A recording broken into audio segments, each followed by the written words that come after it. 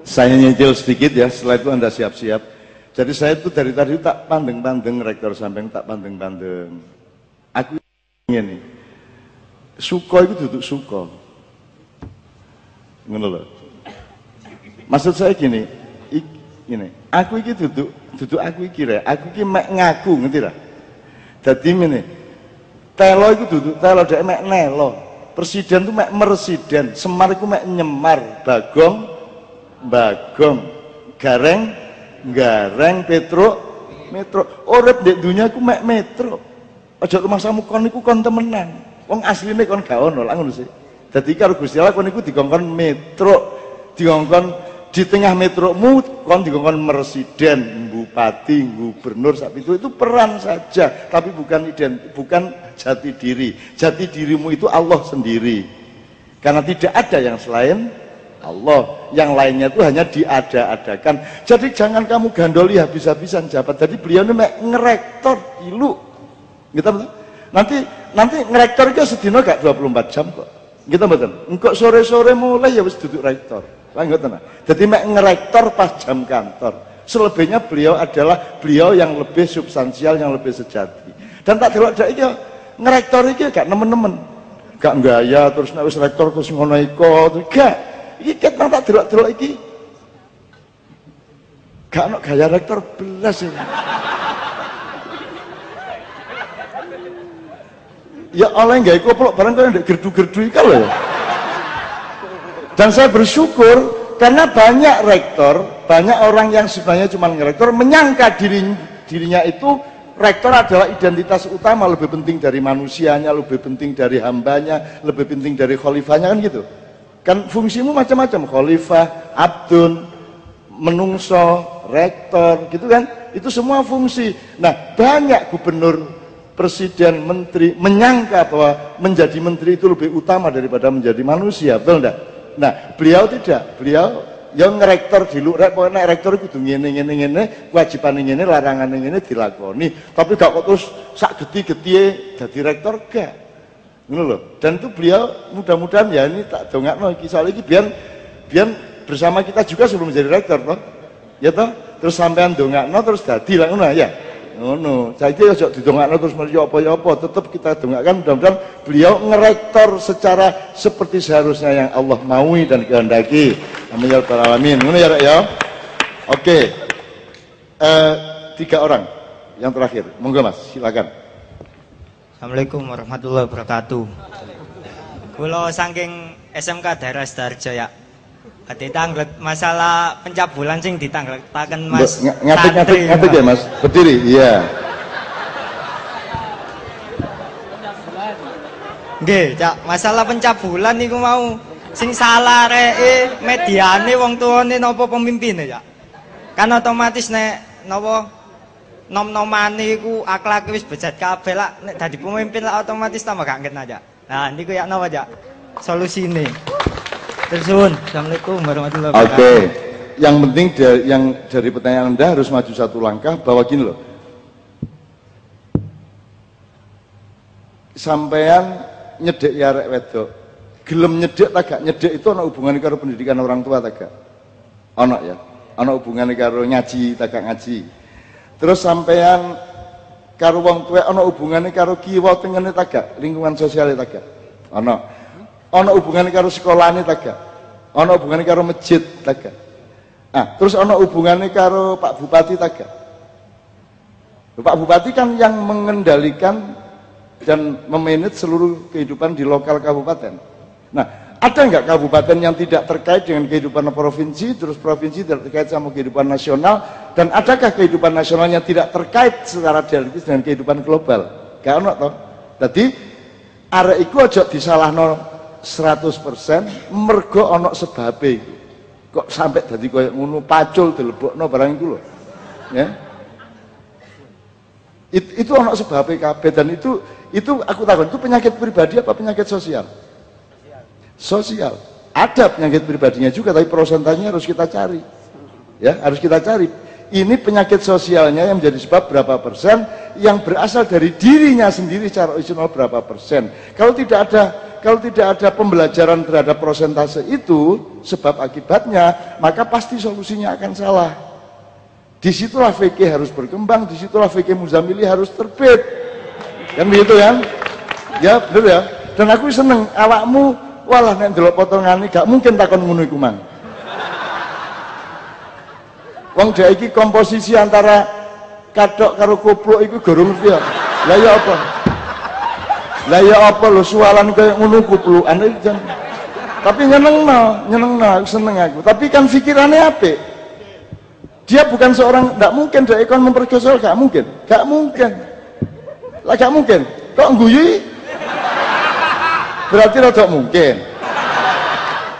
Insya Allah enggak ya. Dia berpikir seperti itu menurut aku wis apik ndek ngarepe Gusti Allah.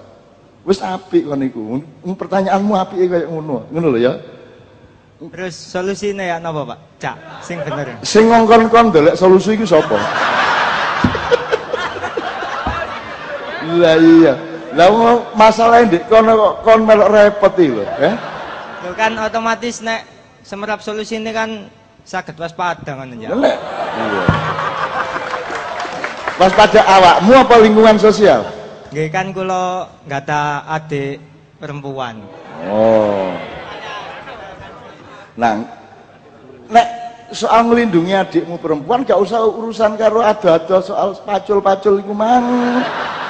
Wis cukup di adikmu dikei ibarat Prabu Rama biyen kerise dikan set cake gak dileboni rawa pacul rawono. Ocal pacul.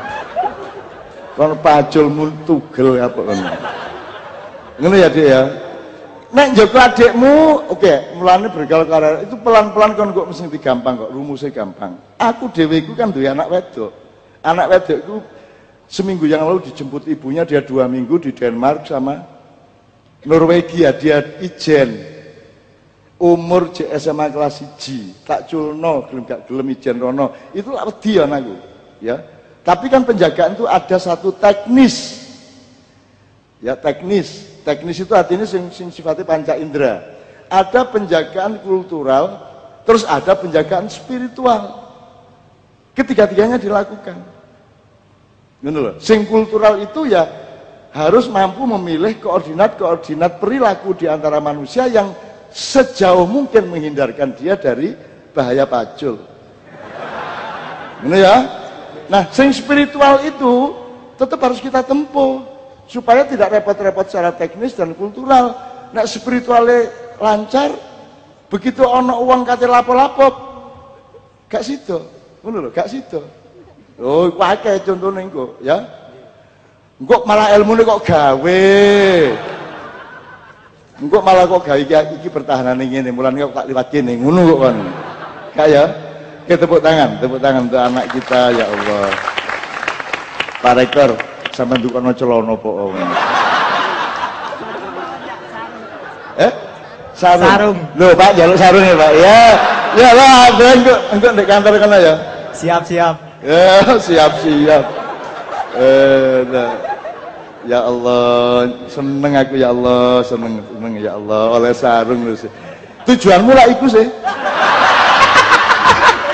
Gayane takon soal moral pemerkosaan padahal tujuannya njaluk sarung. Oke, berikutnya ya Allah. Alhamdulillah. Monggo. Assalamualaikum warahmatullahi wabarakatuh. Perkenalkan, nama saya Faisal Pak, dari TS ya, asal Makassar. Mungkin saya ini pengen baca puisi aja Pak saya. Mungkin enggak. Kalau baca puisi nanti berapa lama kira-kira? Sebentar Pak, maksudnya saya kan tadi bukan sesi tanya jawab. Oke, sip. Kalau gitu gini, sekarang letakkan mikrofonnya. Ya, berdiri, ya. Berjalan ke tengah. Sini. Maca puisi kok ndek pinggir. Anda harus menjadi the center of the stage, kan gitu kan? Nah, di sini berdiri, enggak usah sungkan sama kita. anggaplah yang di belakangmu ini batu-batu, dan di depanmu hanyalah padang rumput dan padang pasir. Ngono carane nyem sini wong kate maca puisi. Tidak ada wong Makassar iku mesti engko ditenono artikulasine. Wong Makassar iku nek ngomong eneng, nek ngomong mn. Ana polisi apa jenenge? Polisi kate nangkep arek numpak motor apa melanggar. Ternyata bareng ditangkep koncone dhewe. Aduh. Susah nih. Mau ditangkap Frank. Mau tidak ditangkap kewajiban. Aku Makassar, kewajiban, Frank. Nek kewajiban, gitu. Ngono ya. Bener nggak itu di sana? Bener kami? Mami Makassar. Oke, tepuk tangan sekali lagi untuk Faisal. Saya mau bicara dulu, nggak apa-apa Pak. Maksudnya saya cuman pintar nulis puisi tapi susah buat bacanya, takutnya agak jelek nanti. Saya bukan juga apa? Sebenarnya ini puisi tentang keresahan saya sih, tentang apa yang terjadi di lingkungan saya lah, maksudnya. Nggak usah jauh-jauh Indonesia lah, maksudnya. Judulnya Pertanda. Tapi saya nggak bisa. Pertanda. Kalau merasa tidak bisa, siapa yang biasa membaca puisi maju ke depan bekerja sama? Ayo, cepat, spontan. Siapa yang biasa pintar membaca puisi maju saya nggak apa-apa. Ayo rek. Apa? Ini. Yo, sisa maca kayak sarung. Wala tak pikir ketemu moco tambah pindah. Saya aja yang baca nggak apa-apa. Oke, nah nggak ada. Oke, silakan langsung Faisal. Udah nggak usah interupsi. Baca dengan mantap. Baik buruk relatif, ngono ya. Yang penting hatimu ikhlas dan tulus dan total penampilanmu. Oke, yo. Pertanda. Langit petang mencerahkan hari. Suasana ramai, namun sunyi di tempat ini. Orang-orang sibuk membangun diri dan rakyat kecil mencari seutas rezeki. Nampak dua sosok wanita menapaki bumi. Wanita perkasa di atas teriknya matahari. Lekuk wajahnya menggambarkan ketabahan hati. Tetap berusaha sambil mengingat cucunya belajar di kota ini. Tiang-tiang itu mulai menancap ke dalam bumi. Bangunan-bangunan tinggi berdiri dengan angkuhnya. Pagar-pagar tinggi tidak cocok untuk berkehidupan sosial, dan menguatlah persepsi si miskin dan si kaya.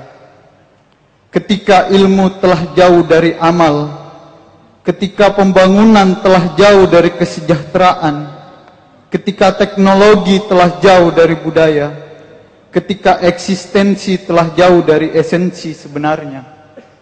Apakah ini semua menjadi pertanda? Pertanda bahwa penindasan semakin merajalela. Pertanda bahwa perbudakan telah berkembang bentuknya. Dan pertanda bahwa hari akhir telah menampakkan wujudnya. Bagus. Saya mau apa? Dari puisi ini saya mau minta ditanggapi juga, Pak. Cari mau maca puisi tok. Gak njaluk diterbitno pisan. Ya Mas Tanto tanggapi Mas Tanto. Mas Tanto, tolong Mas Tanto. Ini kan awalnya 2-3 puisi menit. ini dari surat kan. Dia baca surat yang pertanda tangan di bawah ini ya. Dia kemarin. Mas Tanto. Nanti minta nomor HP Cak Nun. Tanggapan saya terlalu serius, nanti saya kirim lewat WA ya. Karena panjang nanti enggak. Tapi bagus, cuman yang terakhir terlalu patah hati ya. Ada tanda-tanda gitu terus harinya akhir gitu. Itu tipe mengeluh lah. Enggak, itu memang harus sedih sejak zaman dulu gitu ya kayak gini, tapi buntutnya tidak tanda-tanda hari akhir gitu. Kecuali hari akhirnya cuma untuk Anda sendiri, terserah gitu loh. Tapi kalau untuk ini enggak, orang ini khusus umat ini ketawa-ketawa ini enggak pernah ada hari akhir nih. Ya, tolong ini penutupnya diganti. Ini apakah tanda-tanda saya mau bangun Manuke gitu loh. Oke. Teman-teman sekalian, saya sejak Anda membaca beberapa kalimat, saya mengatakan Anda bisa menulis puisi. Anda punya jarak yang tepat terhadap masalah yang Anda analisis dan ungkapkan. Jadi Anda itu puisi untuk orang yang tidak dikenal sebagai penulis puisi atau penyair, itu puisi sangat bagus gitu ya Mas. Oke, jadi Anda terusin. Nanti kalau ada waktu, saya minta bacanya agak lebih tegas. Jangan LGBT ya, agak tegas. Saya sedang merencanakan, oke, bisa aja nanti ada satu puisi dibaca bersama Kiai Kanjeng musiknya, gitu ya. Ada sudah Kiai Kanjeng ini siap, terus opo wae siap, gitu ya. Apa mana dikai sarung situ-situ. Tapi bagus Mas Faisal, bagus. Oke, you continue, you go ahead ya. Oke, Anda bisa menulis puisi, cuman elaborasi dan esensialisasi setiap makna, terus pemilihan kata, kemudian agak detail terhadap naik turunnya nada, karena nada itu dari suara gitu ya. Itu Anda lebih pelajari lagi, lebih rasakan lagi. Tapi by the way it's good. Waduh, bener. Isannya ya Mas itu mantap. Oke ya Mas Faisal, silakan yang terakhir. 2 orang Mas ya, silakan Mas. Ya oke, enggak apa-apa 2 orang, silakan Mas. Berdiri saya kira supaya semua bisa melihat Mas dengan saya.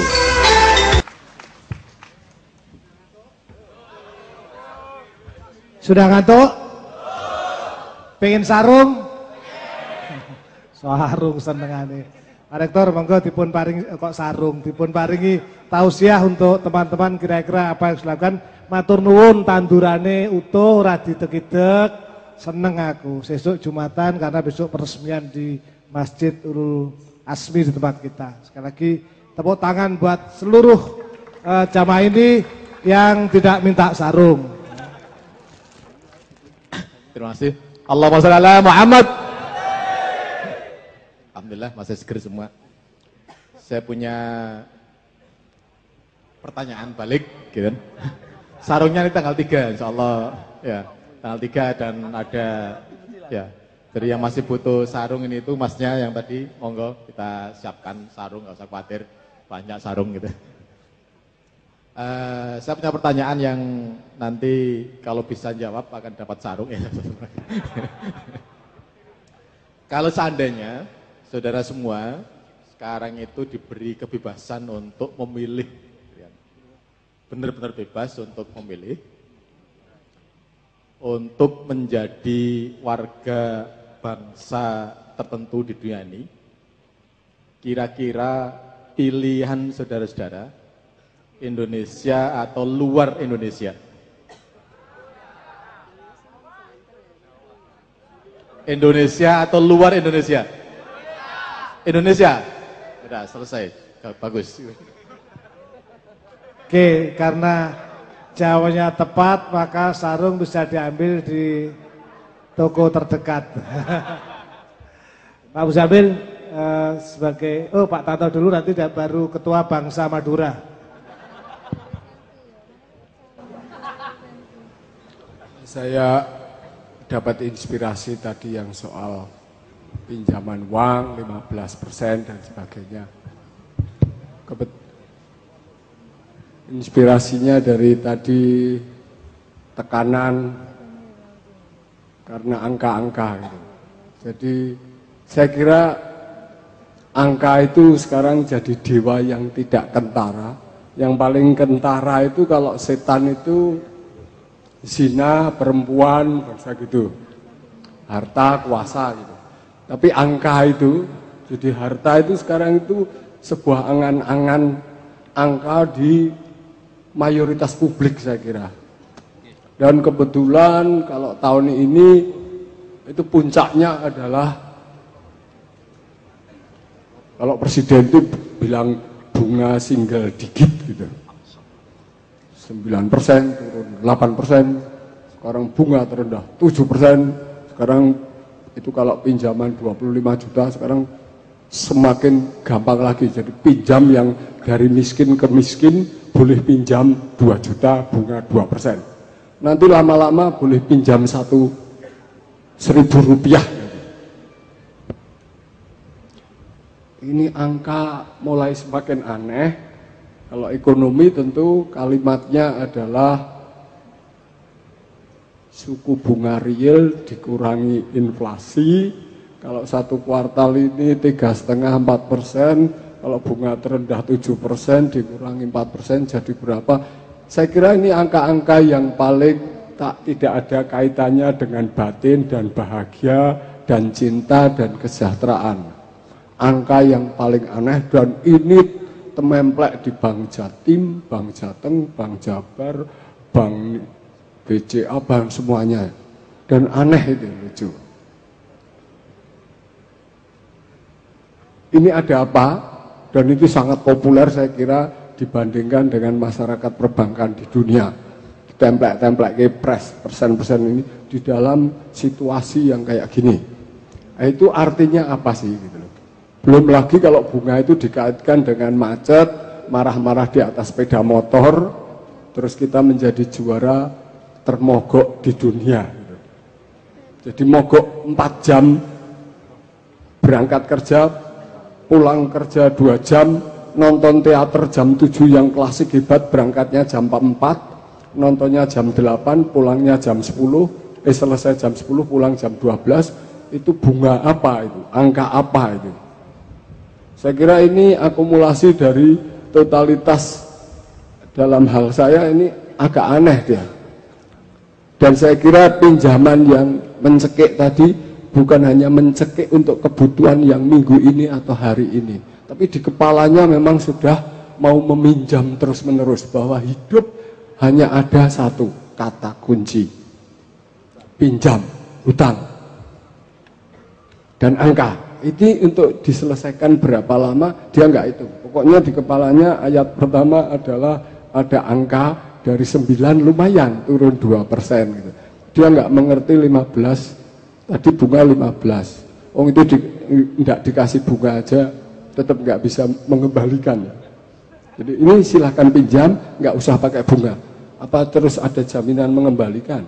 Mengembalikan sama pinjam itu dunia yang berbeda. Dan saya kira problem ini perlu diperluas kepada kita semua yang diam-diam menggadaikan HP ke temannya dan sebagainya. Jadi barang bekas di kampus-kampus itu saya kira di Bandung, Jogja, Surabaya itu dan pasar semakin ramai untuk yang terakhir adalah barang bekas untuk digadaikan.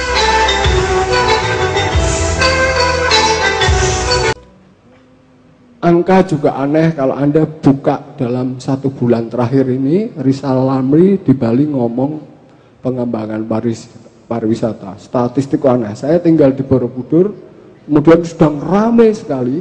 Anda boleh buka di Google, entah itu dari Kompas, KR atau apa. Omongannya langsung gitu, Menteri Pariwisata Yahya. Jadi angka yang sekarang terjadi, wisata adalah 300.000 dalam 1 tahun. Itu asing. Sekarang pengen untuk memakmurkan rakyat, akan dibikin jadi sekitar 3 juta gitu. Saya sedang pikir Tuhan itu apa pernah membuat kamar 1 meter untuk hidup 15 meter gitu loh. Kecuali nanti Tuhan menciptakan manusia itu tingginya setinggi ayam sama jadi itu mungkin mulai ada hotel 1 kamar untuk 15. Jadi kalau lihat 10.000 1 hari berarti 10.000 itu saya bayangannya itu Istora Senayan gitu. Jadi puncaknya Borobudur yang Arupa Datu itu muatannya untuk berdiri, untuk tidak wisata ya, untuk siap-siap ke Jelungup dan setiap hari 3 mati gitu karena itu nggak ada jembatannya. Jadi itu bagus itu untuk wisata setiap hari mati berdesak-desakan gitu. Itu cukup mati 3.000 kalau 10.000 sehari. Alasannya begini, tapi kan 10.000 tidak setiap hari. Enggak, saya ngomong matematik aja. Kalau 10 hari tidak setiap hari, hanya summer aja, berarti summernya malah 30.000 gitu loh. Ada yang 3.000, ada yang 30, wong 3.000 aja sudah suan gitu. Jadi ini juga aneh ini. Seluruh Indonesia, dan belum ada kritik dari satu wartawan pun.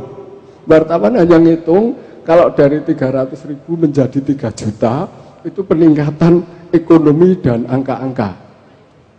Jadi kalau perlu nanti panggung ini Pak, supaya sukses diisi dengan grup kesenian kira-kira 50 grup gitu loh. Satu grup isinya 30 pemain gitu, satu isi.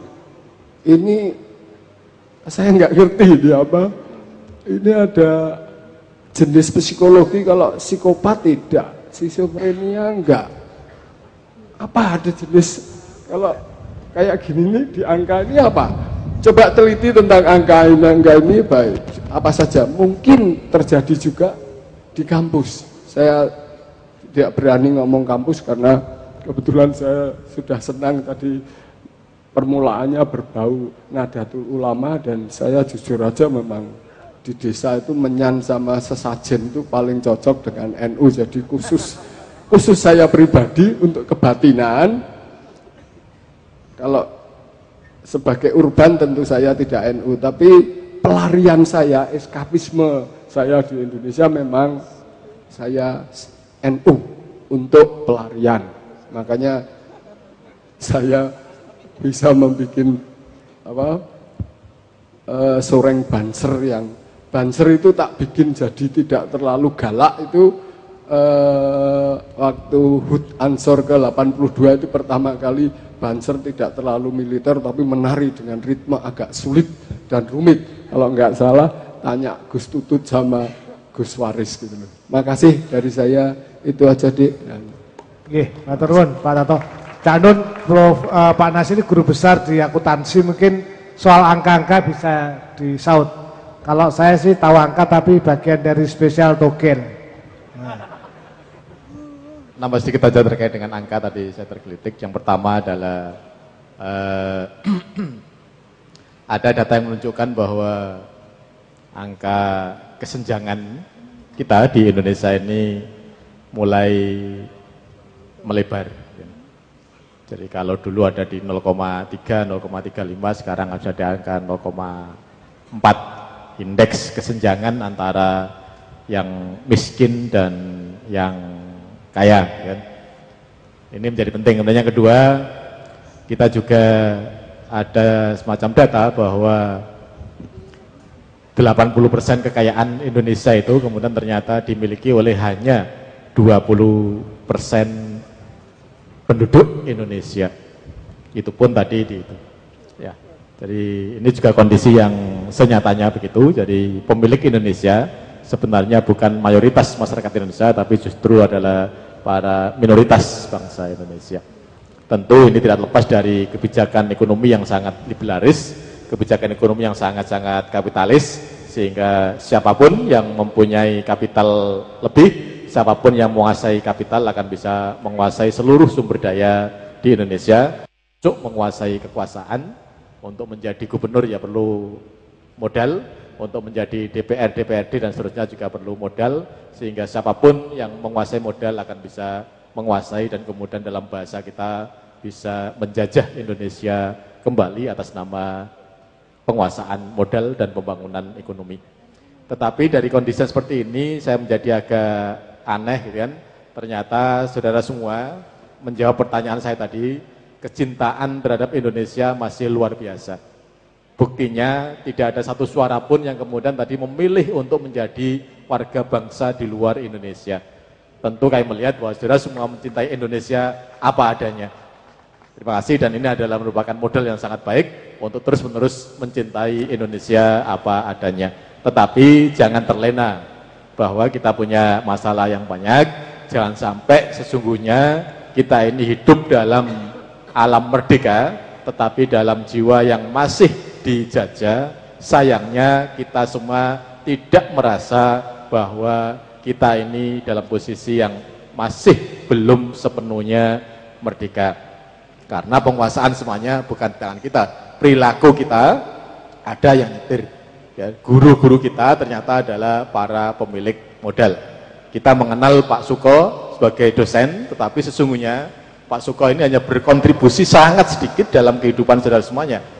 Yang justru banyak berkontribusi terhadap perilaku semuanya adalah para pemilik modal yang kemudian menguasai televisi, yang kemudian memberikan sinetron, yang kemudian bisa joget sedemikian rupa, dan kemudian saudara semua bisa terlena dengan jajahan-jajahan yang seperti itu. Seolah-olah merdeka, tetapi sesungguhnya tidak sepenuhnya merdeka.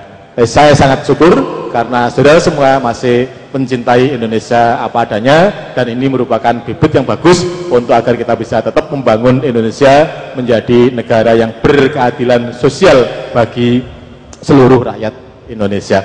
Mudah-mudahan kita semua akan bisa mengantarkan ke sana. Terima kasih. Terima kasih, ternyata masih alop-yupul Indonesia. Baik, sekarang kita tampilnya Bapak Presiden Bangsa. Menarik, monggo Pak Muzamil dulu, Canun. Sudah. Sampun, cekap nih. Assalamualaikum warahmatullahi wabarakatuh. Terima kasih Pak Suko, yang namanya Suko tapi orangnya tidak pernah Suko. Ini sparring partner di Bambang Wetan. Tadi apa ya, teman Madura ini barangkali yang perlu saya tanggapi. Pertama itu, ya kalau karena sampean bilangnya ada saya, kalau nggak ada saya mungkin bolehlah Madura sampean ilustrasikan sebagai kiblatnya Indonesia gitu ya. Tapi kalau ada saya kan nanti dianggap wah atasan sombong Madura gitu nih. Jadi mungkin Madura itu kan dikenal sebagai pulau apa? Pulau garam. Nah sudahlah, Madura jadilah garamnya Nusantara. Ya apa enggak? Oh iya, gak usah jadi kiblat, tapi Madura harus bisa menjadi garam karena memang Madura pulau garam. Dan sekarang masakan apa, makanan apa yang enak tanpa garam?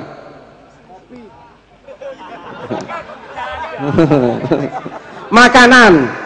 Oh ya, tapi jadi Pak Suko suka makan kopi. Iya kan? Jadi mesti harus ada garamnya supaya enak. Jadi tanpa Madura Nusantara akan tawar Pak Suko. Hambar, tidak ada rasanya. Ya. Oleh karena itu Rasulullah itu pernah bersabda, al ulama ukal milhi, itu ya. Ulama itu seperti garam. Nah, gitu ya. Maka kalau Ki Ahmad Siddiq dulu Rais Am PBNU berkata, jadi ulama jangan jadi ulama permin, itu Pak Suko. Jangan jadi ulama permin. Karena ulama itu gak boleh jadi permin. Ulama itu supaya menjadi garam. Nah, itu ya. Permin manisan itu Pak Suko. Wala permen. Ya Allah. Masa Surabaya tetangga Madura gak paham dialeknya orang Madura bagaimana?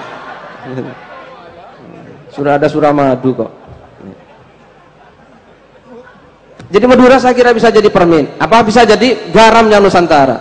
Dan itu sudah dibuktikan. Sudah sering saya katakan bahwa Gajah Mada itu orang Madura. Karena sumpahnya palapa. Dan palapa itu pasti bahasa Madura, karena kalau bukan bahasa Madura lapa. Wes, gak usah perlu pengakuan lagi. Siapa tadi yang tanya itu ya? Itu sudah fakta sejarah.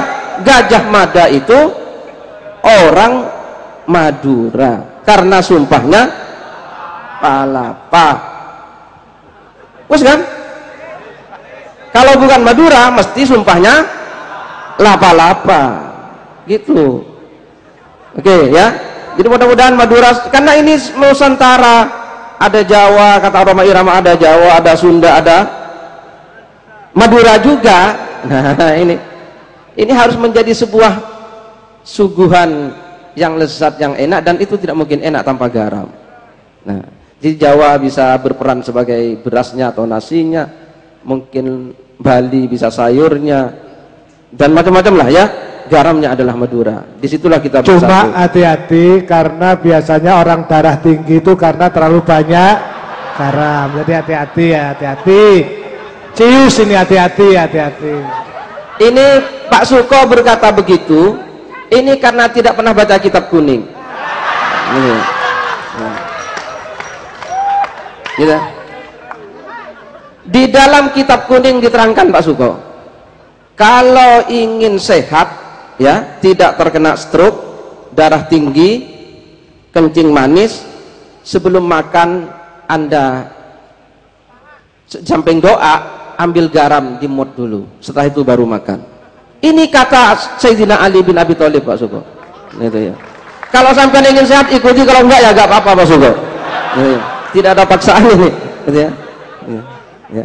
Jadi makanan itu sebelum makan nasi atau apa, sampai sudah garamnya di sampingnya, ambil pakai jarinya, dijilat. Itu insya Allah dalam kitab kuning yang Pak Suko gak pernah baca. Gitu. Ini garam. Oh ya, tadi ya, saya kira itu masalah Madura ya, jadi garam gitu saja. Nah, terus tadi Pak Rektor itu memang kenapa ini apa? Mesti Indonesia, gitu, gak mungkin pilih yang lain. Dulu itu Pak Rektor pernah terjadi setelah perang Irak kedua itu tahun berapa itu? Apa? 92 ya, perang Irak kedua. Terus diadakan pertemuan militer seluruh dunia di Baghdad di Irak itu, gitu ya. Jadi ada militer dari Perancis, Inggris, semua termasuk Indonesia Pak Suko. Nah, pada saat konferensi militer di Baghdad itu, masing-masing tentara itu, sekelompok itu bikin kemah di sana, di padang pasir untuk konferensi itu. Nah, karena sana padang pasir, terus dihantam oleh angin kencang, sehingga kemah-kemah itu, kemahnya militer Belanda diangkat oleh angin, cuas gitu, terangkat. Terus setelah itu Italia terangkat, Spanyol terangkat, sampai Amerika terangkat semua. Dan satu-satunya kemah yang tidak diangkat oleh angin itu Pak Tanto, kemahnya militer Indonesia. Bukan kemah apa? Indonesia. Indonesia ini bukan Madura, garamnya Indonesia itu, gitu ya. Hanya ternyata yang tidak terangkat itu hanya kemahnya militer Indonesia Pak Suko. Hanya semua heran, ini kenapa kok Indonesia kok tidak terangkat sendirian. Akhirnya mereka rami-rami datang ke kemah itu, ternyata mereka masuk, begitu masuk ternyata di dalam kemahnya itu ada sponsornya.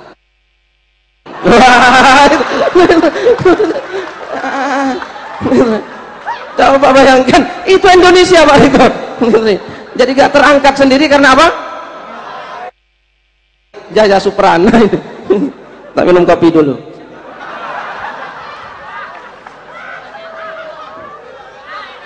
Oke ya, Indonesia kok. Ya. Bismillahirrahmanirrahim. Apalagi tadi sebentar. Sudah masalah Indonesia. Oh, masalah pendidikan ini penting ini. Penting pendidikan. Pertanyaan pertama ya. Ini hanya urun. Ini pakarnya beliau Ki Haji M. Ainun Najib. Ya. Kalau saya ya mari kembali kepada ini. Apa ya? Pendidikan itu bahasa Arab, Islam, dalam Islam loh, bukan bahasa, hanya Arab ini, tapi Islam gitu ya. Itu bahasa Arabnya tarbiyah, tarbiyah. Tarbiyah itu satu kata dengan riba tadi. Riba itu rentenir, itu riba. Gitu ya. Terus dari akar kata robbun itu satu, robbun, tarbiyah, terus riba. Mimper riba itu. Tapi ini satu kata. Ini hubungannya bagaimana ini? Ada hubungan, Pak Pak Tanto. Jadi ada rob, Allah itu rob. Terus proses mendidik itu dalam bahasa Arab tarbiyah. Maka kan menteri pendidikan itu tarbiyah, bukan menteri pengajaran. Terjemahnya pendidikan. Terus ada riba. Riba yang tadi berapa? 20 juta itu riba. Jadi ada apa? bunga itu riba.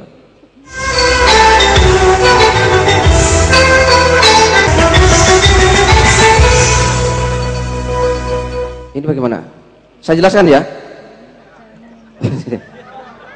Enggak khawatir, sepakat enggak kalau saya jelaskan? Nah, kita dikira guyonan seperti tolak angin tadi. Ini enggak serius ini. Itu serius ini. Serius ini ya. Bukan tolak angin tadi. Tolak angin hanya untuk ya menghibur Pak Suko supaya agak masuk angin. Ini Allah itu disebut siapa? Rob, ya, Rob. Nah, kenapa? Karena Allah itu tidak hanya mencipta manusia, tapi Allah itu bertanggung jawab untuk apa? Menumbuhkan ciptaannya ini, untuk apa? Merawat ciptaannya, untuk apa ya? Ya merawat, ngopeni, mupuk dan seterusnya sampai ini berbuah. Allah itu ngopeni. Maka Allah itu disebut Rabbul Alamin, ya. Itu Allah, Rob. Maka sering salah di beberapa, maaf bukan salah ya, mungkin ya beda ya. Rabbul Alamin disebut sing ngeratoni alam kabeh. Padahal Rob itu bukan ratu, ya. Rob itu yang merawat seluruhnya, itu ya. Kemudian Allah merawat ciptaannya. Nah, tarbiyah itu pendidikan mestinya punya jiwa keperawatan, kepengasuhan, bagaimana supaya anak-anak murid-murid itu bagaikan tanaman, gitu loh ya. Murid-murid itu bagaikan tanaman supaya tanaman ini bisa tumbuh, berbuah, berbunga. Nah, buah bunga itu bahasa Arabnya riba. Wis paham ya? Bunga itu riba. Nah, jadi bagaimana tarbiyah bisa menghasilkan riba. Tapi bukan riba rentenir, riba secara lugawi, gitu ya. Jadi bagaimana? Maka pendidikan yang baik itu bukan masalah inputnya. Kalau unir itu kan inputnya penting, Pak Suko, ya. Unir inputnya kan penting. Unair, ya. Memang kalau kita beli permen di Unair, terus Pak Suko. Jadi kalau di Unair atau di sekolah-sekolah pada umumnya, input itu sangat penting, ya apa enggak? Maka kalau masuk Unir Anda dites kan? Jadi hanya orang-orang tertentu yang boleh masuk di Unir. Kenapa? Karena memang input sangat penting. Nah, ya sampai nilai sendiri saya tidak berani mengatakan karena ini tempatnya Unir, khawatir sandal saya dibuang nanti sama Pak Suko. Mana mobil melaban saya dikempesi barang nanti payah ini. Gitu ya. Saya harus jalan kaki ke Madura, gitu ya. Tapi ini saya kira tidak Islami pendidikan yang begini, gitu ya. Pendidikan yang terlalu mementingkan input itu saya kira tidak Islami. Karena tadabbur ini yang penting outputnya, bukan inputnya, kan begitu, Kiai? Tadabbur ini yang penting outputnya, knalpotnya, bukan inputnya. Sedangkan Pak Suko ini input yang diurus. Pokoknya kalau masuk ke sini harus pakai ini, harus pakai ini. Ini input. Ini tidak Islami. ini karena Kiai belum baca buku putihnya UNER. Ada, nggak seperti itu sebetulnya. Tapi nanti Pak Rektor yang menjelaskan nanti. Ada buku putihnya itu. Padahal pendidik yang hebat, gitu ya. Pendidik yang hebat adalah kalau dia kedatangan murid yang ya gento lah katanya, ya gento sing ora genah, tapi oleh dia bisa diasuh dengan baik tarbiyah tadi, dia menjadi rob, dia menjadi murabbi, sehingga yang tadinya tidak baik, tidak berkualitas menjadi berkualitas. Kalau perguruan tinggi yang sudah menerima orang-orang berkualitas terus bisa keluar berkualitas, apa kerjaannya? Gitu ya. Terus apa pekerjaannya? Jadi saudara-saudara sekalian, baik. Ayo. Kalau misalnya yang nakal-nakal, yang gento-gento itu kemudian masuk UNER, siapa yang ke pondok pesantren? Nah, tugasnya Kiai kemana? Kemana Kiai kau? Rakyat gento menunggumu. Jadi sudah dibagi-bagi, kalau yang kuning bagiannya Kiai, yang putih bagiannya UNIR. Nah, itu. Nah, inilah hebatnya dosen yang berpengalaman. Nah. Secara tidak langsung Pak Suko sudah mengakui bahwa UNIR seperti itu. Nah, baik, nah itu ya, saya kira seperti itu. Saya kira lembaga pendidikan sekarang kan begitu ya.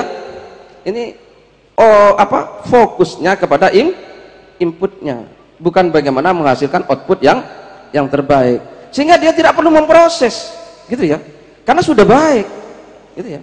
Ngapain orang sudah pintar-pintar semua, apalagi tidak di sini, saya kira tidak di sini, di sanalah, di tempat lain. Nah, itu ya. Tidak di sini, enggak di sini top UNER top. Pak Kiai tadi mobilnya di sana atau di sana? Tepuk tangan buat Kiai kita, luar biasa. Ya. Sokip saya ini. Ya, itu saya kira Pak Suko ya. Itu ya teman-teman ya, yang di guru-guru yang lain nggak usah niru dosen yang Pak Suko ini, gitu ya. Ya, sudah gitu ya. Jadi tarbiyah, tarbiyah. Yang guru-guru mari tarbiyah murid-muridnya. Nggak usah nolak-nolak murid lah, gitu ya. Syekhona Khalil itu Bangkalan, gitu ya. Gitu ya. Ya, tesnya murid itu hanya kesungguhannya untuk belajar, bukan yang lain-lain. Nggak ada kok harus, ya kalau formulir perlulah, khawatir nggak bayar SPP gitu ya. Kalau sekarang, nah itu ya. Tapi nggak perlu, apalagi harus bayar sekian ratus juta masuk kedokteran. Apa itu? Jadi perguruan tinggi ikut bertanggung jawab terhadap mahalnya biaya pengobatan. Karena masuk fakultas kedokteran harus bayar ratusan juta. Iya apa enggak? Bukan UNER, perguruan tinggi yang lain. UNER enggak. Oh, iya. Jadi tesnya itu, orang mau belajar itu mestinya hanya kesungguhannya mau belajar. Ini sungguh-sungguh atau enggak mau belajar. Jadi kalau ada orang mau masuk ke UNER, kampleng ya Pak Suko. Itu ya. Kalau dia kabur berarti gak sungguh-sungguh, ya wis. Kalau dia sungguh-sungguh dikamplengi, tetap maju. Saya mau belajar kok. Nah, gitu Pak Suko. Saya kira itu masalah pendidikan. Kalau dilanjutkan dikempesi betul. Ya pokoknya yang baik ya kerjakan ya, yang tidak baik gak usah. Jadi guru ya tarbiyah, murabbi. Terus apa lagi tadi? Oh ya, masalah riba, ya. Bunga ya.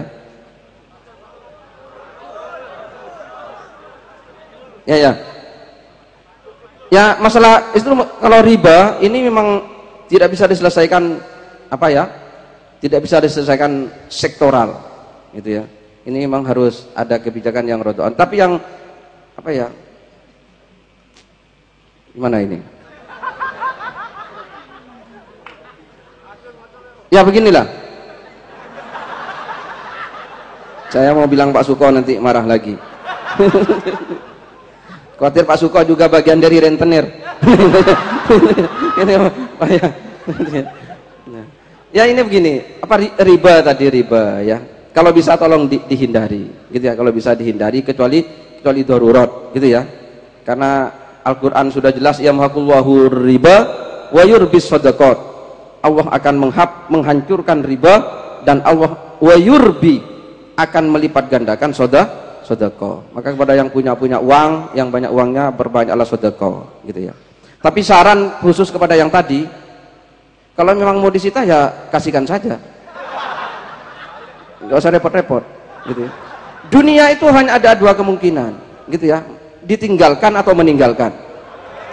Loh ya, sekarang Anda dipilih ditinggalkan dunia atau meninggalkan dunia.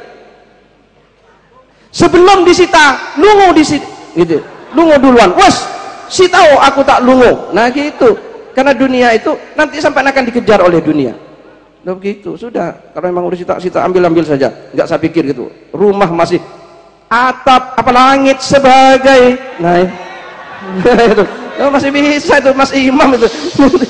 Masih bisa. Gak usah repot-repot dengan dunia lah, ya. Gak usah. Sudah kalau mau cita suruh cita saja. Allah akan mengasih ganti yang lebih baik, ya. Insya Allah yakin kepada Allah Subhanahu Wa Taala, gitu ya. Yakin karena sudah kebacut. Gak usah repot-repot, iya. Sudah suruh cita. Jadi bagi anda yang mau disita suruh cita saja, gitu ya. Anda akan diganti oleh Allah dengan yang, loh ya ini betul, ya betul. Ini kan hikmah, hikmah nanti, gitu ya. Nah terakhir ini. Maka tadi ya. Oh masalah pacul. Ya itu seperti yang sudah disampaikan oleh beliau Cak Nun tadi, ini variabelnya banyak, gitu ya. Tidak satu variabel. Maka hukum kebiri saya kira saya tidak setuju, gitu ya. Kalau itu dikebiri, ya mesak kere. Itu dirabek ke, gitu ya. Kalau apa? Ya enggak, ya dihukum lah. Cuma ada pelanggaran yang lebih berat dari itu dan itu tidak dikebiri, gitu loh ya. Itu tidak adil kalau orang terus dikebiri sementara ada pelanggaran korupsi itu lebih berat daripada itu, gitu ya. Ya boleh pelaku itu dikebiri asalkan koruptor dihukum lebih keras lagi daripada kebiri, begitu. Itu namanya jadi keadilan bukan hanya terhadap kejahatan seksual tapi keadilan secara keseluruhan hukum itu. Jadi kalau boleh itu saya kira tidak adil kalau ada orang yang itu kejahatan, maaf bukan berarti kita tidak simpati kepada kita semua sangat simpati, gitu ya. Tapi kejahatan yang lain harus dihukum yang lebih berat juga, gitu kan. Terus apalagi sudah cukup ya. Enggak, terakhir hikmah ini. Kan tadi kita bagaimana bisa mendapatkan hikmah. Ini hanya sumbangan. Jadi dari apa nanti sampai selesai dari beliau Kiai Haji Ainun Najib, sampean memang harus bisa ambil hikmahnya dari semua ini semua, ya. Jangan hanya ambil ilmunya, tapi ambil hikmah yang sudah disampaikan. Ada knowledge, ada science, ilmu, ada hikmah. Hikmah itu lebih tinggi. Wisdom. Tak kasih contoh ini. Nabi Muhammad itu coba bayangkan, itu hikmah loh.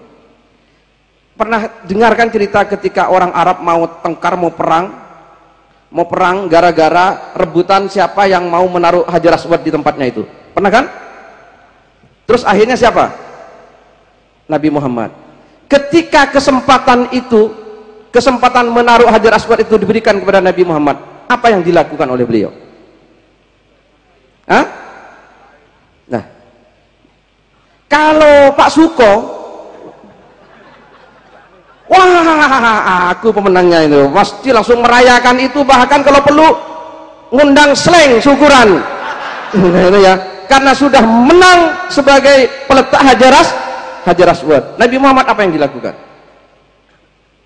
Jangan sampai terjadi perpecahan. Memang dia berkorban, tidak populer, saya tidak apa-apa. Bukan saya yang jadi pahlawan, nggak apa-apa. Beliau hamparkan surbannya. Semua suku suruh pegang di sudut-sudutnya. Angkat batu bersama-sama. Baru batu itu ditaruh oleh beliau ke tempatnya Hajar Aswad. Itu hikmah. Itu gak ada sekolahnya itu, ya. Beliau bisa langsung punya keputusan seperti itu gak ada kuliahnya, divisi pol gak bisa. Itu hikmah. Gak mungkin Pak Suko pernah mengajarkan seperti itu, gak mungkin. Itu hikmah, paham ya? Itu hikmah beliau. Itu kok bisa dalam situasi seperti itu beliau keluarkan surban, ayo angkat bareng-bareng. Nah itu hikmah. Cari seperti itu, ya. Banyak kalau diceritakan banyak, termasuk tadi yang banyak disampaikan oleh beliau. Ini saya mencatat beberapa hikmah tapi sudah lupa. Kayak Imam Najib, nanti tak sampaikan kapan-kapan saja. Terima kasih. Sudah dicatat tapi lupa. Nggak apa-apa, memang kalau terlalu banyak garam dan pesantren ya begitu. Tapi saya harus meluruskan, terima kasih Pak Muzamil Tadi contoh bagaimana ada santri yang berterima kasih kepada Pak Rektor karena ditolong oleh dokter UNER yang bermurah hati. Nah, malah kasih sarung juga tadi. Artinya isu-isu memang Pak Rektor juga mendengar dan tugas saya untuk menjelaskan agar membuat semua menjadi cetak. Nah, sering Pak Suko kalau masuk UNER lewat belakang bisa lewat jojoran itu belakang itu bisa. Jadi tidak ada peluang itu, semua sama. Silahkan kami akan menjelaskan lewat buku putih, bukan kuning. Nah, jadi tidak ada seperti itu dan saya terima kasih. Semoga kita terus diingatkan. Menjadi saya kira kehadiran Pak Muzamil ini perlu mengingatkan untuk kita semua. Yang penting kita tetap semangat dengan selalu makan permin tadi yang saya biar bisa masuk UNER tadi. Makasih Pak Muzamil dan monggo Cak Nun kira-kira dilambari, ini orang-orang hebat semua mau jadi bupati, jadi wali kota, jadi anggota dewan, jadi menteri, terserah Anda tapi masa depan ada di tangan Anda semua. Kira-kira gitu.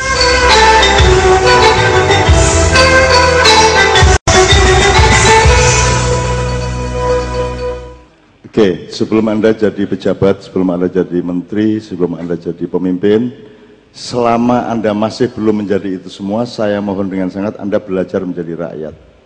Karena kedaulatan tidak di tangan pemimpin, tidak di tangan presiden, tidak di tangan trias politika. Kedaulatan ada di tangan rakyat. Jadi Anda harus belajar jadi rakyat. Dan saya itu sampai hari ini tetap menjadi rakyat karena saya belajar menjadi rakyat.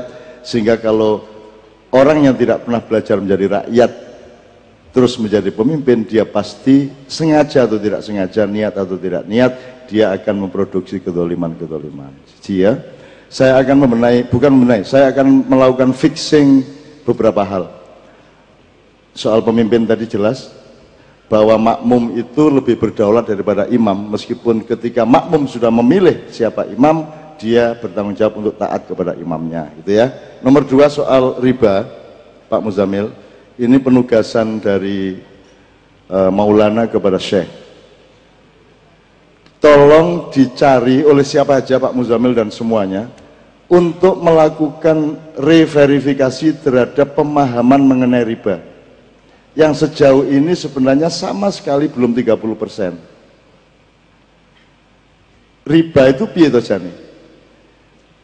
Itu betul-betul harus dicari redefinisi, gitu Pak ya. Saya kasih contoh untuk memancing aja satu dan supaya nggak panjang-panjang.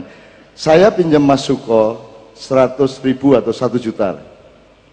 Kemudian kalau Mas Suko bilang, ya Cak, tapi tolong balik 1,1 juta atau 1,2 juta. Itu dia memaksa saya hanya mau meminjami kalau saya mengembalikan lebih. Itu riba. Karena dia tidak ridho biridho, saya terpaksa. Kuncinya adalah ridho biridho. Tapi kalau Mas Suko tidak ngomong, oh monggo Cak, dikasih saya 1 juta. Terus saya mengembalikan 1 juta, itu juga riba. Karena saya tidak berterima kasih kepada dia. Saya tidak bersyukur kepada Allah bahwa ada saudara saya Suko yang meminjami saya 1 juta, kemudian saya juga mengembalikannya hanya 1 juta. Saya tidak menghormati dan tidak menghargai bantuan dia. Maka saya akan bersyukur dan saya mengembalikan tidak hanya 1 juta, bisa 1,1 juta, bisa 1 juta plus souvenir, bisa 1 juta plus apapun saja yang bentuknya merupakan ekspresi dari rasa syukur saya. Kalau Anda pinjam 1 juta dan mengembalikan hanya 1 juta saja, itu berarti Anda adalah orang yang tidak bersyukur dan tidak tahu terima kasih. Gitu ya. Ini dilema satu sama lain. Jadi yang riba itu tidak mesti bahwa meminjam sekian harus kembali sekian, itu tidak riba. Kalau meminjam sekian mengembalikan lebih banyak itu riba, belum tentu. Belum tentu. Karyawan PLN datang ke rumah saya untuk memperbaiki instalasi listrik, kemudian orang dari kantornya atasannya telepon ke saya, tolong Bapak jangan memberi tip kepada karyawan saya. Saya marah. Saya tahu maksudnya baik, tapi saya marah karena dia tidak mengerti manajemen dan tidak mengerti proporsi legalitas. Saya jawab, Pak, sampean tidak punya hak apapun atas saya untuk melarang saya atau menyuruh saya. Saya konsumen dan hubungan saya dengan sampean adalah pembayaran saya dan pelayanan sampean. Saya mau memberi atau tidak, jangan diatur-atur. Jangankan saya memberi tip kepada karyawan PLN, saya pek mantu hak saya. Betul enggak? Yang harus dia lakukan adalah melarang karyawannya untuk meminta tip ke saya. Itu haknya. Tapi kalau saya memberi tip kepada dia, itu tidak dosa, itu rasa terima kasih saya. Wong dia repot-repot naik-naik ke sana kemari. Kalau saya nyuguhi dia teh, tip apa bukan?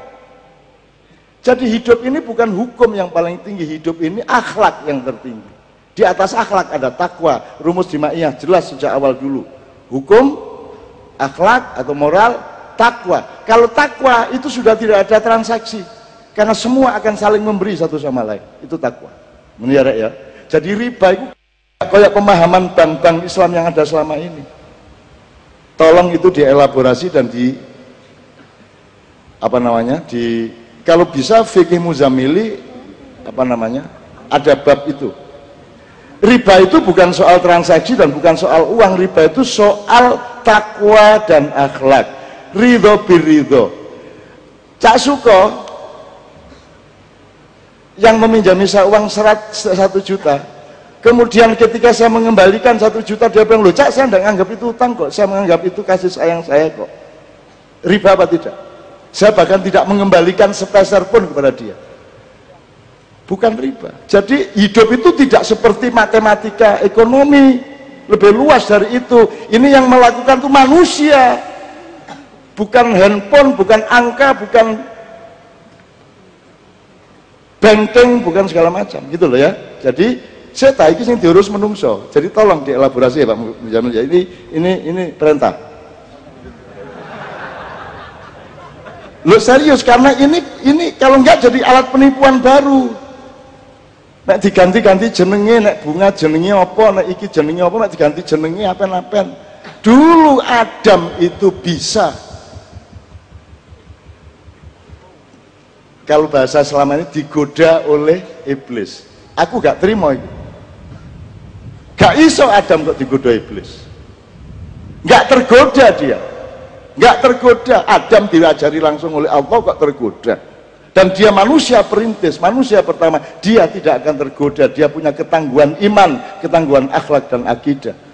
Yang terjadi bukan seperti itu. Yang terjadi adalah iblis itu datang ke Adam dengan ekspresi malaikat, dengan kostum malaikat, dengan wajah malaikat, dengan ekspresi malaikat, dengan sopan santun dan kata-kata malaikat, sehingga Adam yang anak baru ini belum pernah ketemu sama macam-macam, pengalaman sosialnya masih rendah, jam terbang sosialnya masih sangat rendah.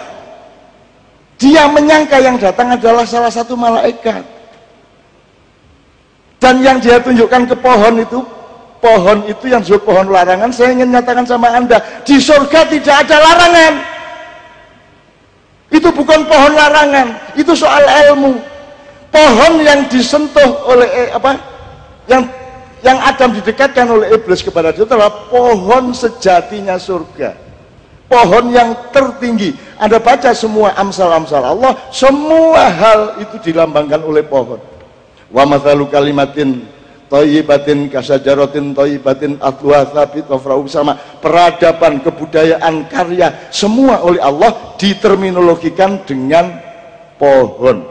Jadi pohon yang didekati Adam itu bukan pohon terlarang, cuman pohon itu belum bisa dijangkau oleh ilmunya manusia, karena Adam ini cuman dikasih ilmu pada batas jasad rohani, model dunia dan bumi. Dia belum bisa menyentuh itu. Jadi jangan kesusu. Iki urusan mahasiswa, duduk urusan anak SMA.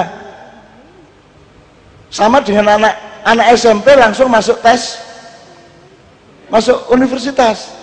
Itu dia bukan nanti di surga. Karena tidak ada pohon larangan di surga, tidak ada larangan, tidak ada perjuangan, tidak ada barang buruk, semuanya baik.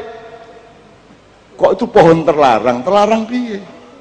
Gitu loh ya. Ini maka kalau saya kembalikan kepada riba, tolong dipelajari. Tapi gini tak dawakno dadi sampai esok iki.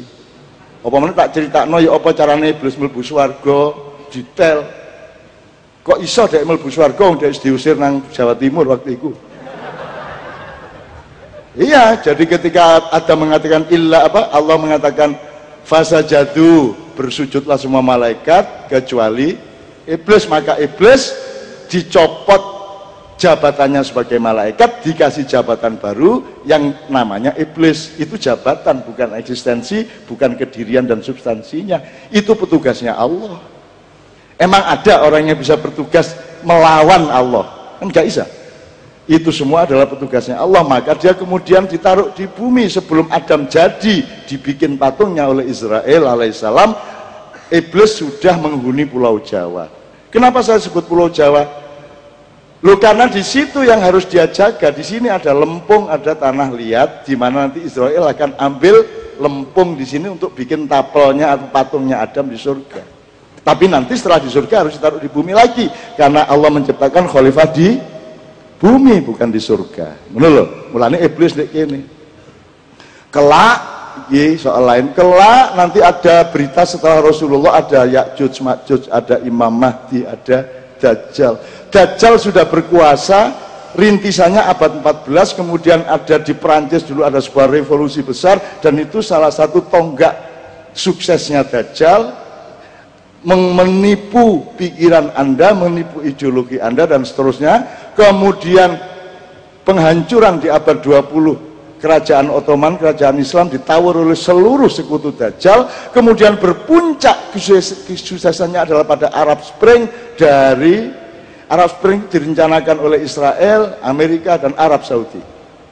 Arab Saudi sendiri menghancurkan Afghanistan, menghancurkan Pakistan, menghancurkan Irak, menghancurkan Libya, Yaman, Syria sampai hari ini, dan sudah selesai sebenarnya. Artinya sudah hancur mereka. Umat Islam sudah tidak ada artinya lagi di Timur Tengah, kekayaannya juga sudah dihabisin oleh Dajjal-Dajjal.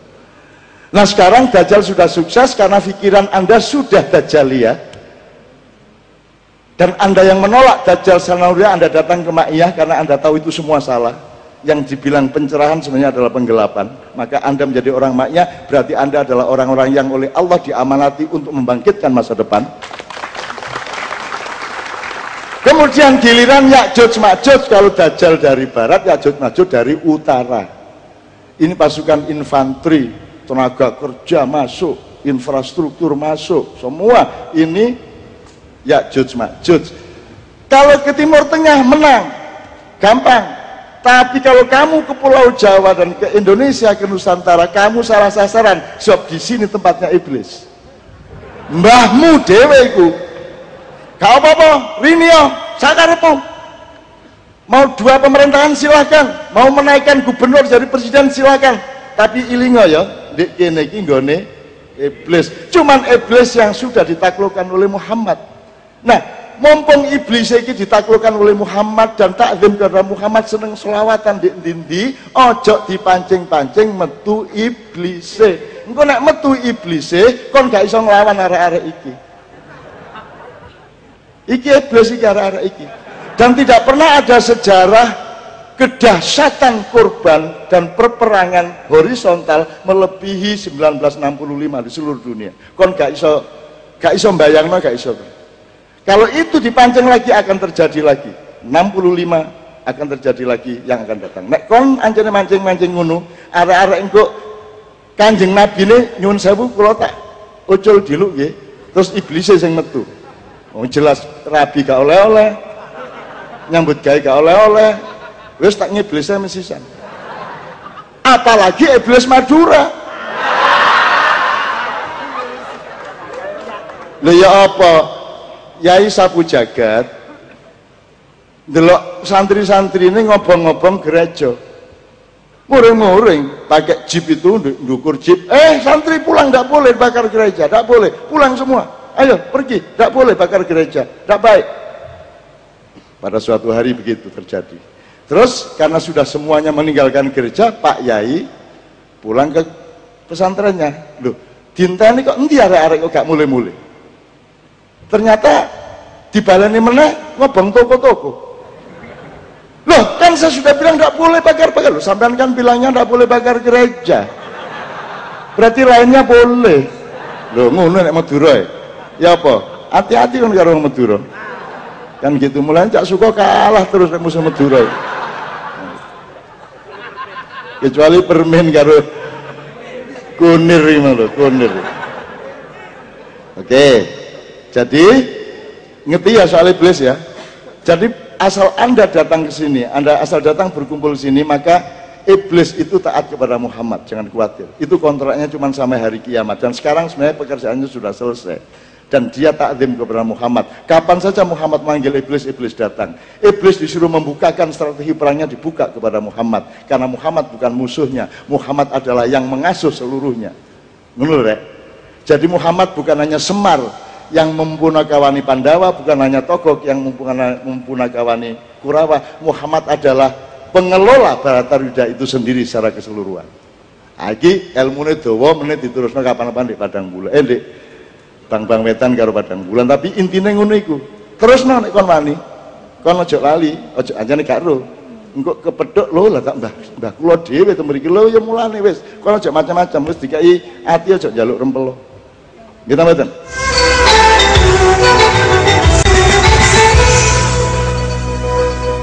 Iki sing kok keluh nama lho rek, ya? Oke, ini jawabannya. Oke, sekarang saya singkat. Setelah itu kita akan dengan Kiai Kanjeng. Setelah riba sudah, Mas ya. Nomor 2, karena Madura terlanjur diomong-omongkan menjadi kiblat Indonesia segala macam, saya memberi PR, terserah kon kok lakoni kagak, tapi aku ngerespon nguniku. Ada 5 hal yang harus Anda pelajari beneran kalau Anda memang menginginkan Madura bangkit kembali. Anda jangan GR dengan Madura Anda sekarang. 1, pelajari Madura itu dari antropologi sejarahnya sejak zaman dahulu. Bagaimana itu, dari mana Anda datangnya kok tiba-tiba tutup Madura itu? Dan bukan dari Jawa pasti. Wong jelas Bangkalan karo Surabaya bahasane adoh gak karu-karuan. Nggih ta mboten? Jadi pasti bukan dari Surabaya. Dan Anda lihat ada keanehan. Seharusnya kan yang dekat Jawa lebih halus daripada yang jauh Jawa. Di Madura tidak terbalik. Semakin dekat Jawa semakin keras. Berarti pusat asal usulnya tidak di barat tapi dari utara. Jadi Madura itu Anda pelajari antropologis, sejarah antropologisnya. Mereka orang Madura adalah salah satu sub suku Melayu lama. Makanya bahasanya banyak dekat ke bahasa Indonesia, bukan dekat ke bahasa Jawa. Dan seterusnya. Kemudian Anda pelajari, yang kedua Anda pelajari sejarah yang agak dekat, sejak Pramojopahit. Makanya tadi ada Sumpah Lapa-Lapa tadi, ya. Anda pelajari Cakraningrat, Anda pelajari Trunojoyo, ya, segala macam, supaya Anda tahu persis posisi Madura di dalam sejarah Indonesia. Ya, Indonesia dalam arti tidak 45 saja, tapi sejak abad 14, 13, 14. Nomor 3, tak carti kira aku. Anda pelajari kembali sejarah ulama-ulama Basrah yang sekarang sudah tidak ada. Mungkin masih ada, tetapi sudah tidak dengan elan seperti dulu. Saya dulu dekat dengan Madura puluhan tahun, dan dekatnya itu terutama dengan melalui pintu ulama-ulama Basrah. Ulama Basrah inilah yang menjadi murabbin, yang merawat Madura, etosnya, kebudayaannya, ya. Agamanya, nilai-nilai harga diri Madura yang memelihara, yang menjadi murabinya adalah kiai-kiai Basrah. Makanya di sana ada caruk, jangan dimarahi dulu. Caruk itu kan hanya terjadi kalau harga diri dasar itu disentuh, misalnya istrinya dicium orang, kan gitu. Melendi kon bojomu ijol-ijolan karo konco. Opo kok jogo sebagai martabatmu? Jadi caruk harus dilatar belakangnya. Caruk itu cuma akibat, sebabnya harus Anda pelajari dulu. Jadi caruk tidak mesti jelek. Daripada Anda di Jakarta tuker-tuker istri satu sama lain, kan begitu? Kan mending orang Madura yang caruk mempertahankan martabat keluarganya dan seterusnya. Itu ketiga. Jadi oke, tepuk tangan ya, nggak apa-apa untuk Madura. Saya tidak menganjurkan orang untuk caruk, tapi jangan terus orang modern enak aja mengatakan caruk itu primitif. Caruk itu lambang harga diri manusia, kan begitu. Meskipun outputnya, ekspresinya boleh kita tawar, tapi harga dirinya jangan hilang. Daripada orang modern yang makin tidak memperhatikan harga diri, betul enggak? Oke, itu ketiga. Keempat, tolong pelajari konflik sampit antara Dayak dengan Madura.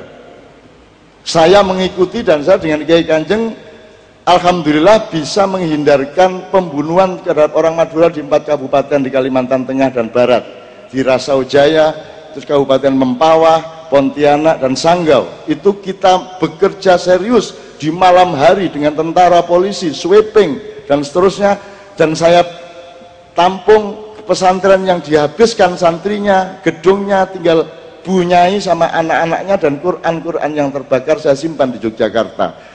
Nah, sejarah Sampit ini harus direcover oleh orang Madura. Waktu itu kiai yang paling utama adalah yang sekarang ada di dalam penjara. Itu juga sebuah pembelajaran yang sangat serius.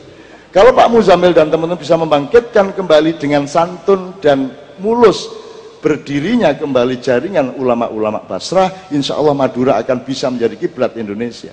Tapi Basrahnya hidup dulu dan Sampit direcovery secara akhlak, secara budaya, secara sejarah dan seterusnya. Gitu. Yang terakhir, dengan 4 itu tadi Anda pelajari, baru Anda bisa menjawab kata-kata Allah, firman Allah, ya ayyuhalladzina amanu taqullah faltandur nafsum ma qaddamat lighad wattaqullah innallaha khabirum bima ta'malun.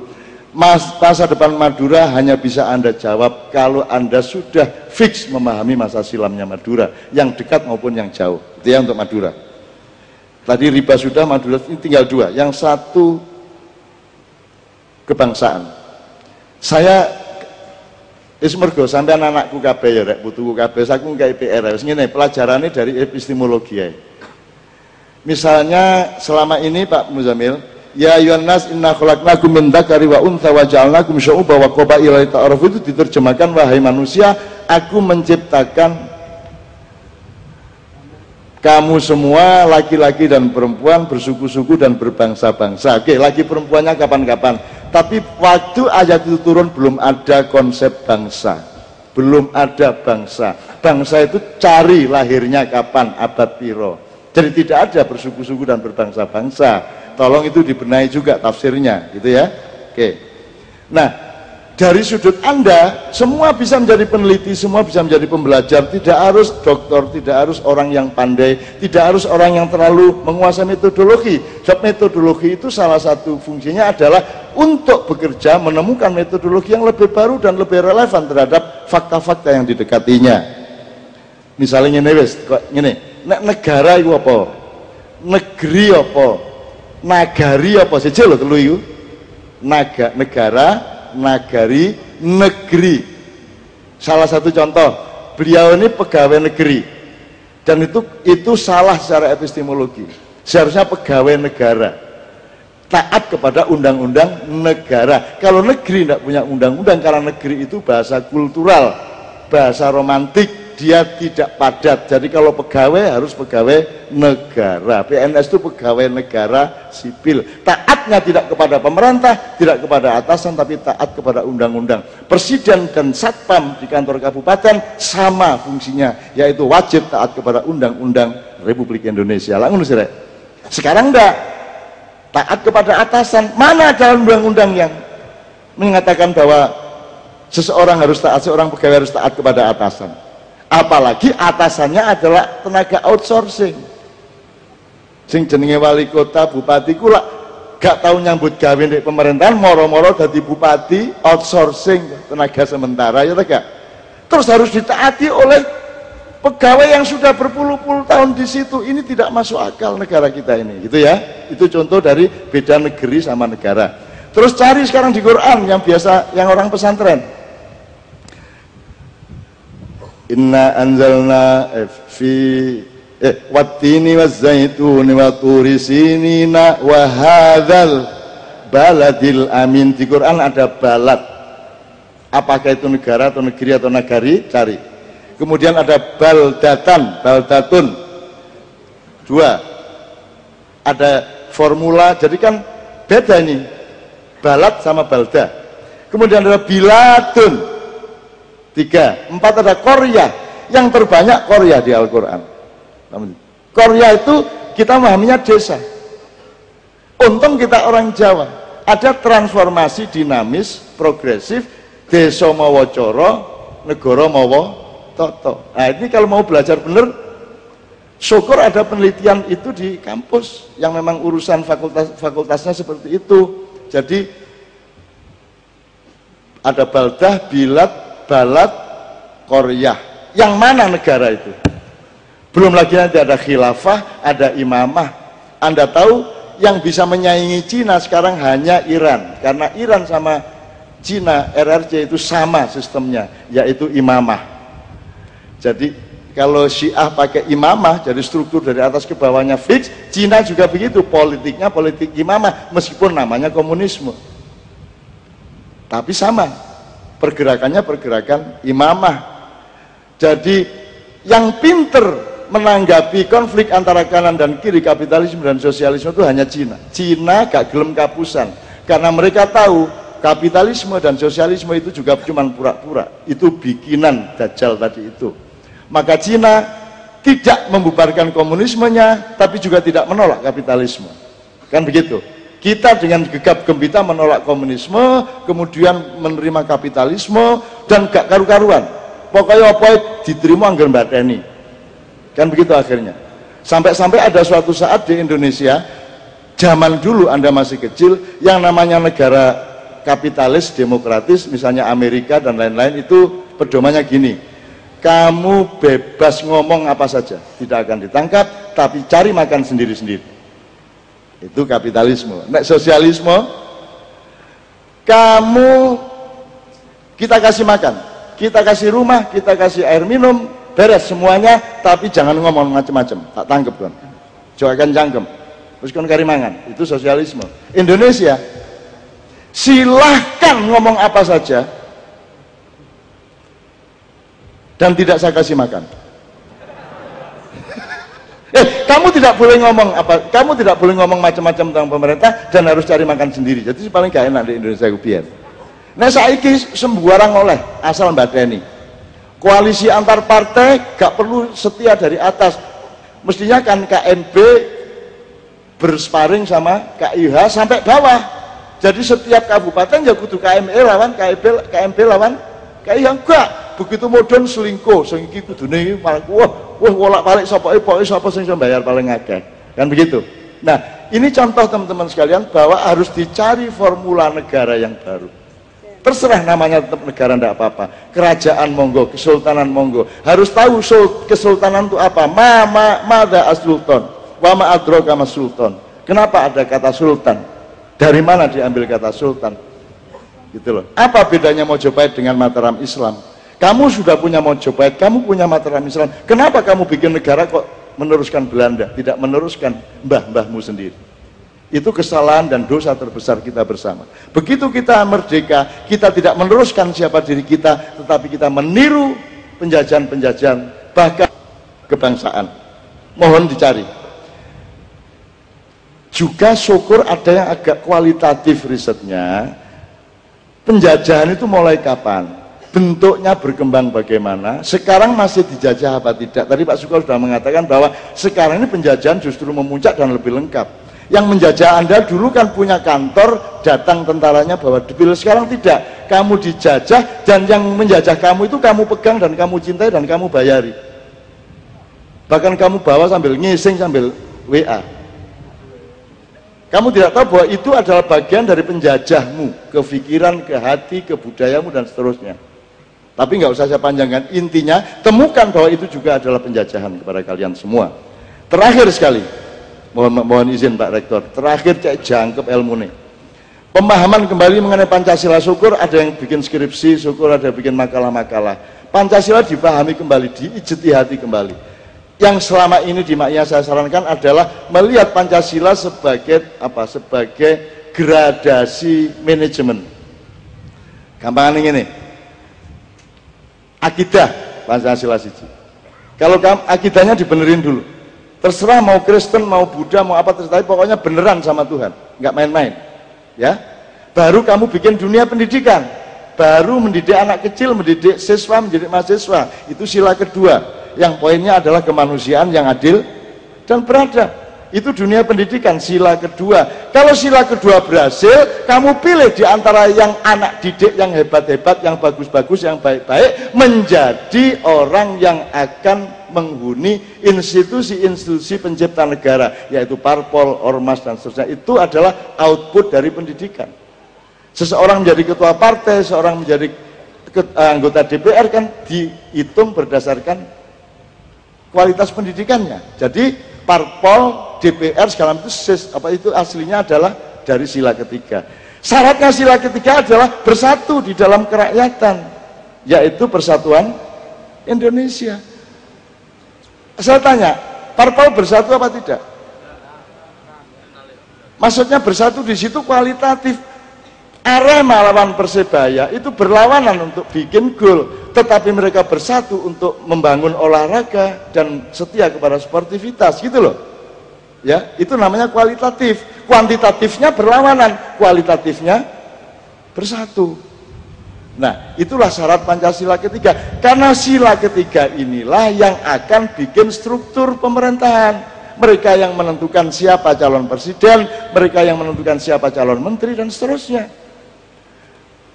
Kalau parpolnya tidak benar, pemerintahan mesti tidak benar. Kalau pemerintah tidak benar, tidak goal sila kelimanya. Sila kelima adalah keadilan sosial bagi seluruh Indonesia. Rakyat juga tolong memahami bahwa urusan kita bukan kemakmuran, urusan kita keadilan. Kan begitu. Kalau kamu mencari kemakmuran, pasti tidak adil dan pasti banyak yang sengsara. Tapi kalau kamu urusannya adalah keadilan, meskipun tidak sejahtera sehebat-hebatnya, tetapi pasti akan lebih sejahtera daripada kalau kamu urusin sejahtera. Makanya jargonnya adalah adil makmur, bukan makmur adil. Sebab nek makmur dhisik gak mungkin adil. Mulanya bapak-bapak dulu bikin adil dan makmur. Bisa jelas toh? Lah kok saiki wong mikir iki makmur. Aku duwe kanca 40 tahun Pak seniman gak tau kepethuk aku 40 tahun. Ku kepethuk aku ngene iki. Sampean juga kenal orangnya. 40 tahun gak ketemu. Dan aku wis gak tahu ngurusi soge melarat, gak tahu, wis gak ono tema iku, gak ono di urip kuwi. Aku mek ngurusi pelayanan kepada rakyat. Ngono iku kepethuk aku takon ngene. Nun, piye kabare? Jare kowe saiki makmur. Coba piye iki? Kuwi wong tuwek empong melarat sing diurus ning uteke iki makmur. Nek ana wong duwe mobil dhek meng motor cemburu dengki, coba gagal jadi manusia. Dan Anda jangan seperti itu. Kalau Anda mengurusi keadilan, Anda pasti makmur. Tenang aja, pasti makmur. Ah, itu terakhir rek.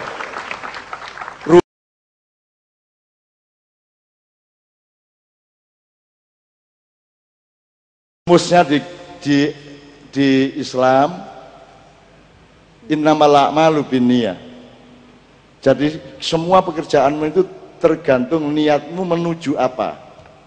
Wa man kana hijratu ilallah wa rasul fa hijratu ilallah wa rasul. Kalau kamu niatnya untuk bertemu Allah, untuk selamat di depan Allah, innalillahi wa inna ilaihi rajiun, maka kamu akan dapat Allah dan dapat tanggung jawab Allah di dunia. Kamu pasti tidak ketularan di dunia, mergo Allah mengayomi kamu, murabbi. Tapi kalau pamangkana hijratu ila dunya fanala mahajaro ilai, kalau kamu mencari dunia, mungkin kamu dapat kekayaan, tapi belum tentu dapat kepengasuhan dari Allah, belum tentu dapat ridho dari Allah, dan belum tentu kekayaanmu akan awet di tanganmu. Sebelum kamu meninggalkan, mungkin kamu sudah ditinggalkan oleh harta bendamu. Jadi konco-konco, Anda harus yakin kepada Allah. Wis toh, percaya, dolek ono Allah, engko Allah tanggung jawab nang awakmu. Nek kon dolek swarga tok, mungkin oleh swarga, tapi Allah gak nyopokon ya apa? Lah gak enak sih, gak diwawu. Engko Allah teko terus ketok kon balik, ya apa kon ya? Gak enak sih, lha nggih. Jadi wis ta, nek kon dolek Gusti Allah mesti oleh swarga, mesti, gila apa? Tapi nek kon dolek swarga terus gak tape eling Allah, ya apa iku kok? Mulane nek kon iso sedekah titik, aja ate mbayangno ganjaran peningkatan. Ndak usah sedekah, ya sedekah titik, maka Allah akan cinta kepadamu dan Allah diam-diam akan memberikan bonusnya kepadamu. Bonus itu jangan diomongkan dan jangan dihitung melalui mulutmu. Meneng wae. Pokoke kon sedekah titik. Aku rene iki rene titik. Mari ngono apa gak roh aku. Pokoke aku rene. Ketemu awakmu seneng, dolek ilmu bareng-bareng seneng karo Cak Suko, karo Pak Rektor, karo kabeh. Wis titik iku tok. Aku gak dolek pahala apa-apa meneh. Aku gak roh urusane ndek kene. Pokoke aku ngertine ketemu sampean dan aku lega, aku ridho dan hanya untuk Allah semuanya. Bener ya? Wes saiki ngadeg kabeh bareng-bareng.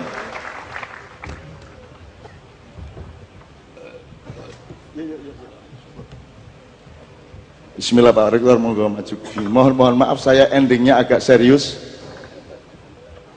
Karena saya sudah memberi Anda peluang untuk segar dan tertawa beberapa jam. Setengah jam terakhir saya mohon Anda untuk serius dan insya Allah akan nyantol menjadi file di hati Anda, di pikiran Anda, di darah Anda dan di semua detak jantung Anda semua. Amin ya rabbal alamin. Pak Rektor, sekarang kita bersyukur bersama-sama. Saya tanya malam hari ini, karena teman-teman besok harus kuliah dan seterusnya, salamannya dalam hati boleh ya? Ya? Ya bismillah ya, enggak apa ya. Kita masih bisa ketemu lagi 2 malam ya, di Menturo sama di Mojokerto. Kalau tidak berarti Pak Rektor harus menyegerakan kita ketemu lagi ya, gitu ya. Wes awakmu wis modern, awakmu wis lebih rasional. Salaman itu yang penting rohaniyahnya ya, bahwa syariatnya tangan ketemu untuk sementara tidak. Kemarin sudah terus menerus digersik di mana-mana, kita sudah salaman jasad. Sekarang nyuwun sewu juga supaya toleran Anda besok, supaya jangan ada alasan waduh kebengen karipan iki aku ya terus gak kuliah ngono ya Rek ya. Bismillah ya. Wis saiki atine salaman. Jangan khawatir, insya Allah kita semua oleh Allah memang sudah dipilih untuk datang ke sini karena Anda yang akan diamanati masa depan bangsa dan negara Indonesia. Amin ya rabbal alamin. Kita sekarang bersyukur dengan lagu syukur yang diciptakan oleh Habib Muntahar pada tahun 1946. Almarhum, mudah-mudahan Allah melapangkan surganya. Yuk.